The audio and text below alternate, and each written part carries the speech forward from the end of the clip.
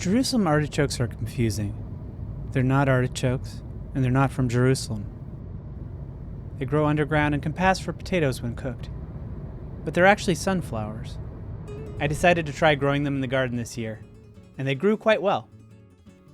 We had other good crops like the pomegranates, but those were being constantly robbed by squirrels. Squirrels don't care about private property or laws or anything really. These are pretty tall plants. They can reach heights of roughly 4 feet to 10 feet tall. Jerusalem artichokes are also called earth apples, sunchokes, sunroots, Canadian truffles, wild sunflowers, and topinamber. So where did they get the name Jerusalem artichokes? One theory is that it's a corruption of the Italian word for sunflower, girasole, or girasole. Jerusalem artichokes are native to Central North America, and their range was spread eastward by Native Americans who used them as a carbohydrate source. And once they bloom, they have beautiful yellow flowers that are way smaller than a sunflower, that are way up high. They're beautiful flowers, but maybe a little too high up in the air to be easily appreciated, if you ask me. You dig up the roots to find edible tubers that look a bit like ginger roots.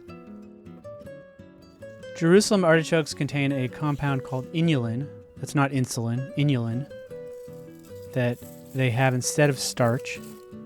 It's a carbohydrate and it causes gas. Because of this, they have the amusing nickname fartichokes. But to be honest, I didn't have that problem, so maybe you need to eat more of them. I'll give that a shot next time. These aren't Jerusalem artichokes. These are earth stars. It's a mushroom. What the heck? Ugh.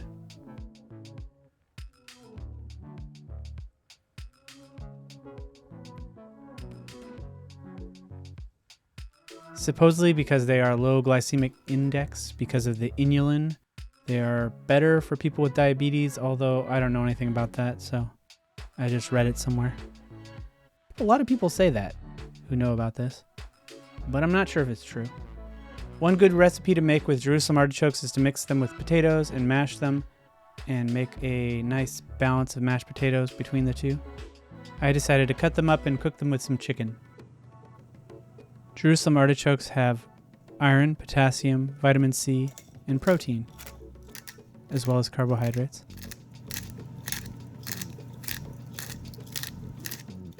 When well cooked, the texture is between a carrot and a potato, and they have a mildly earthy aroma and flavor, which I guess is a fancy way of saying they smell a little bit like dirt.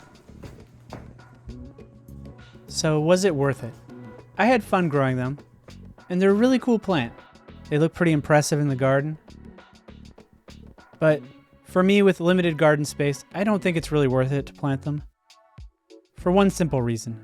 I like potatoes better, and potatoes are easy to grow and easy to buy.